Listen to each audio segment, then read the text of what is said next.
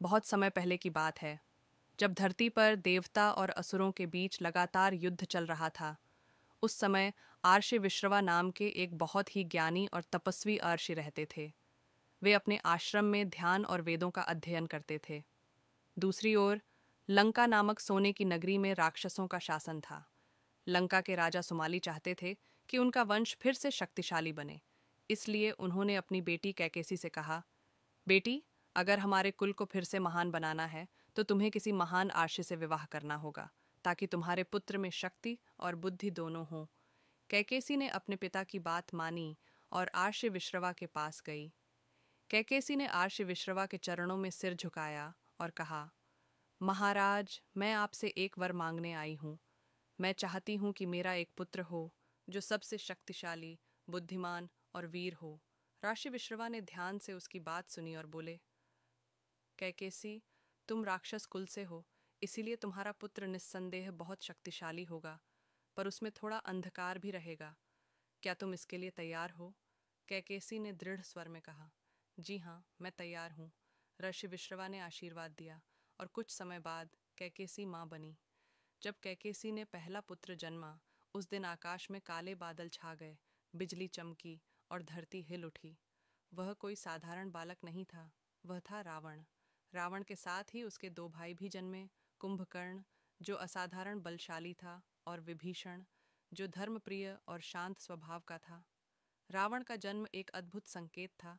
एक ऐसा योद्धा आने वाला था जो पूरी दुनिया को चुनौती देगा।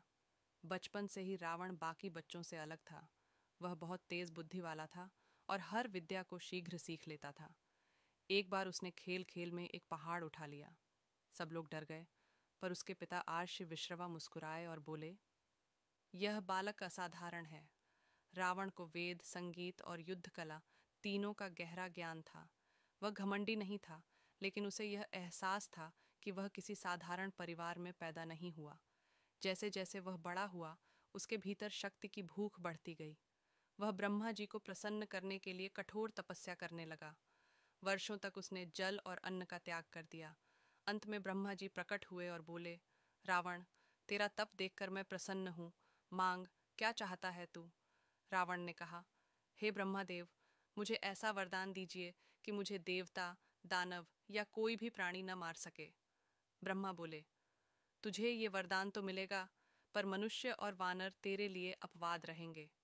रावण मुस्कुराया, मनुष्य और वानर, वे मुझे क्या हानि पहुंचा सकते हैं? उसे क्या पता था कि इसी वरदान से उसका अंत भी जुड़ा है। वरदान पाकर रावण ने लंका पर शासन कर लिया और वहां सोने की लंका का निर्माण कराया। वह एक महान राजा बना। प्रजा खुश थी, नगर समृद्ध था। पर धीरे धीरे उसके भीतर अहंकार बढ़ने लगा। वह सोचने लगा कि अब इस संसार में उससे बड़ा कोई नहीं, और यहीं से शुरू हुई उसकी महानता से विनाश तक की कहानी। यह थी रावण के जन्म की कहानी, एक ऐसे बालक की जो महान भी था, ज्ञानी भी था, पर जिसने अपने अहंकार से सब कुछ खो दिया।